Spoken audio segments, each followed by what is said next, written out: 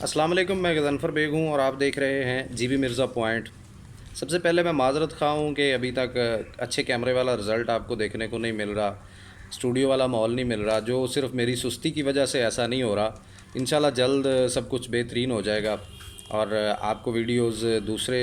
Vloggers کی طرح، YouTubers کی طرح اچھے ماحول میں نظر آئیں گی۔ آپ پلیز میرے چینل کو سبسکرائب کیجیے اور ویڈیوز کو دیکھ کے اس پہ کامنٹ بھی کیا کریں اور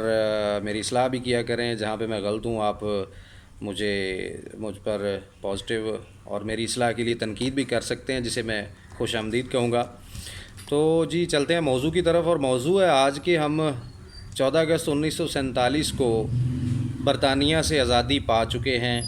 ایک خود مختار آزاد ریاست کے طور پہ ہم اپنے آپ کو پیش کرتے ہیں،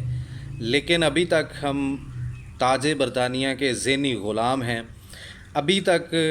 ہم انہی کا آئین استعمال کر رہے ہیں، حالانکہ انہوں نے خود اپنے ملک میں ایک ایسا آئین بنایا ہوا ہے جو بالکل عوام دوست ہے، جس میں جتنی بھی بیوروکریسی یا سرکاری ملازمین ہیں وہ اپنے آپ کو عوام کا خادم اور ملازم اور نوکر سمجھتے ہیں۔ وہاں پہ ڈی سیز کے اتنے بڑے بڑے شاندار بنگلوز نہیں ہوتے، وہاں پہ ایس ایچ او صاحب، ڈی ایس پی صاحب اور ڈی پی او صاحب کا اتنا پروٹوکول نہیں ہوتا، وہاں پہ وزیر اعظم فلیٹ میں رہتا ہے، وہاں پہ وزیر اعظم ریٹائر ہونے کے بعد عام شخص کی زندگی گزارتا ہے، اپنی ملازمت کرتا ہے، اپنی جاب کرتا ہے، اپنی روزی کماتا ہے۔ یہاں اس پاکستان کی طرح نہیں کہ جو ریٹائر ہوگا اسے بھی لمبا لمبا پروٹوکول ملے گا، ٹھیک ہے جی۔ تو انہوں نے اپنا قانون جو ہے، جو آئین بنایا ہے،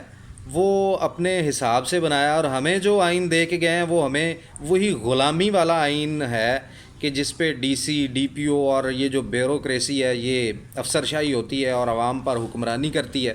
کیونکہ تب انہوں نے اپنے لوگ اپائنٹ کرنے ہوتے تھے، ڈی سی ان کے اپنے ہوتے تھے، یہ بڑے بڑے عہدوں پہ انگریز براجمان ہوتے تھے، جس وجہ سے انہوں نے اتنے بڑے بڑے گھر، شاندار سواریاں دی جاتی تھی۔ لیکن اب ہم چونکہ ایک طرح سے آزاد ہو چکے ہیں، دنیا کے نقشے پر پاکستان ایک آزاد مملکت کے طور پہ سامنے آیا، تو ہمیں چاہیے تھا کہ ہم بھی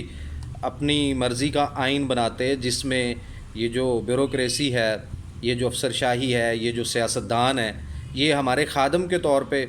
ان کو رکھا جاتا آئین میں، لیکن یہ ہمارے حکمران ہیں اور ہم ان کی رعایا، وہی بادشاہی نظام ہے، ہر ڈسٹرکٹ میں 2-3 بادشاہ ہوتے ہیں۔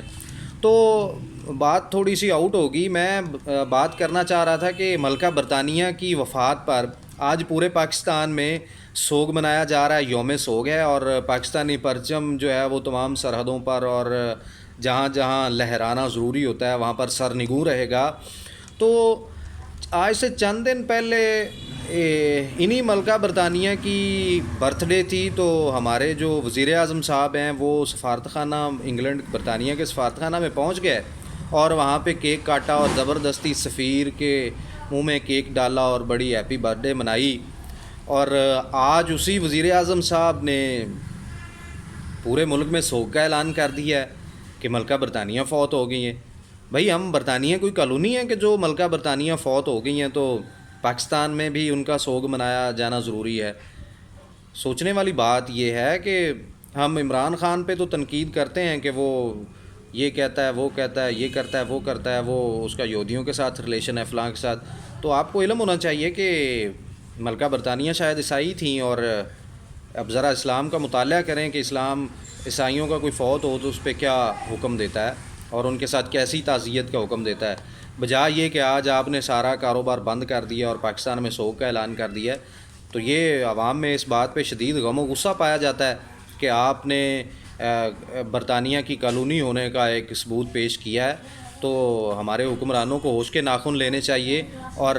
اس طرح کی جو باتیں ہیں ان سے پرہیز کرنا چاہیے۔ آج تک کے لیے اتنا ہی، اپنا بہت سا خیال رکھیے گا، اللہ حافظ۔